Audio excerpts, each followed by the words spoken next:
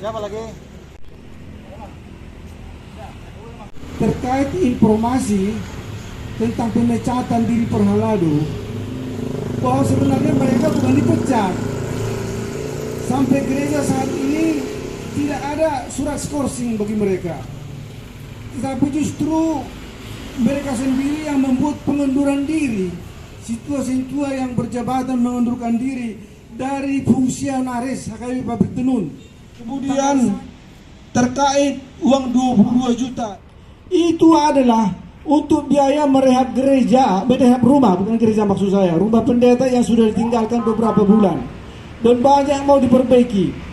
Dan yang 22 juta itu sudah diverifikasi oleh tim verifikasi dan sudah diwartakan kepada jemaat. Ya. Jadi Amang tadi ada klarifikasi, ada bantahan mengenai yang adanya semalam demonstrasi yang dilakukan oleh jemaat gereja HKBP Pabrik Tenun. Ini bisa dijelaskan, tadi ada beberapa poin yang dibacakan, itu poinnya apa saja, Amang? Setahu saya mereka itu sudah ada 2 kali demo, 2 kali ke distrik dan sekali ke kantor pusat HKBP.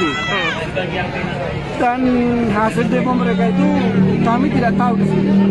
Tapi kami sebenarnya tidak keberatan kalau mereka itu demo. Mana-mana pun mereka demonstrasi, kami tidak keberatan. Asalkan yang benar. Ya. Cuma yang disesalkan Bapak, kalau kami umat Kristen itu kurang baik membeberkan seperti ini. Kalaupun misalnya ada perselisihan pendapat antara pendeta dengan para siswa-siswa, itu bisa diselesaikan di konsistori, bisa diselesaikan secara intern di gereja.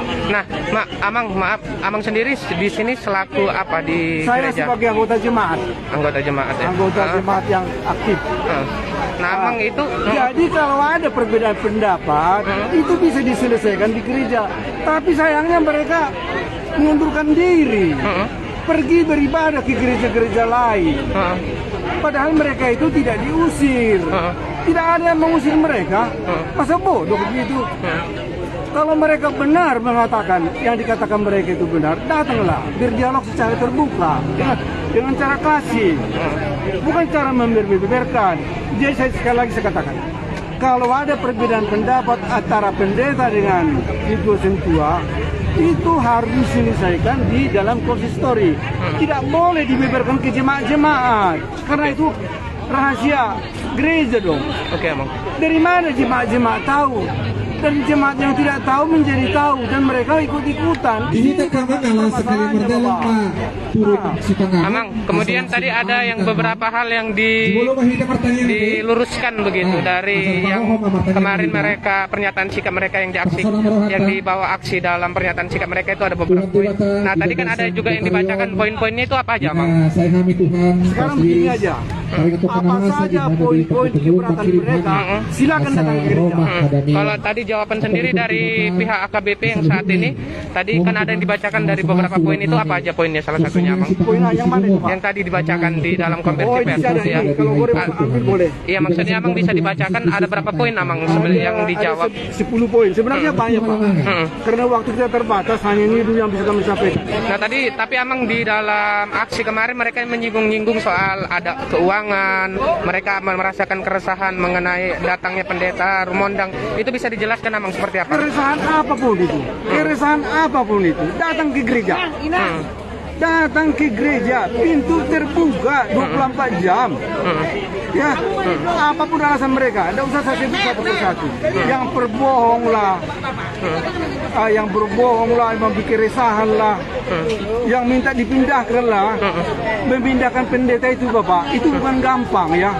Porus bukan gampang seperti membalikan tangan. Kalau mengambil keputusan itu harus realita, harus bisa diterima, harus harus jujur lah, saya katakan begitu. Kalau dipindahkan seperti keadaan seperti sekarang ini, itu namanya membunuh karakter. Cobalah, kalau anak kita perempuan begitu ditugaskan di tempat lain, ditolak, mana mungkin perasaan kita? Bidang pendeta sebenarnya mau dia pindah dari sini, tapi jangan cara seperti ini, cara baik-baik.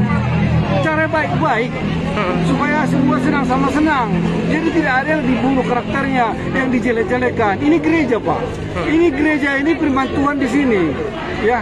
Firman Tuhan di sini nggak boleh di sini ada informasi-informasi liar. Maunya secara terbuka lah. Jadi pesan saya kepada mereka, silakan datang ke gereja, ya. Kita buka dialog dengan terbuka. Itu yang aku sampaikan, Bapak.